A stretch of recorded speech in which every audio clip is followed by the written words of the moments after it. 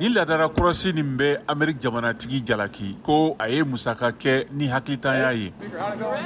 You know what, the president and I had a good first meeting. I shared my perspective with him, he shared his. Kasoro demokrati nyemgo min sibe san bi segina o ba jalaki ko aye Ameriki Jamana ka wari sarabaliya jalaki kasoro amani barake ni nafolo nanyini tigitigi ye. Kevin McCarthy ya jira aka kuma kono kunafonidilaw fɛ lajɛ nin kɔfɛ ko bɛnkan sima kɛ nin waati nin na ni Ameriki Jamana tigi ye wa a y'a ye k'u ka hakilina tɛ kelen ye nga Californie mara ka lasigiden n'a sugandira baara ye ka ɲɛsi Wasablon ɲɛmɔgɔya ma wote sɛbɛn caman kɔfɛ o y'a jira k'a b'a ye yɔrɔ min na bɛnkan bɛ se ka sɔrɔ. We can find common ground. Ni jamanatigi ye White House ye kuma ta a ka fɔ la kuma falen hakika ani tilenni na.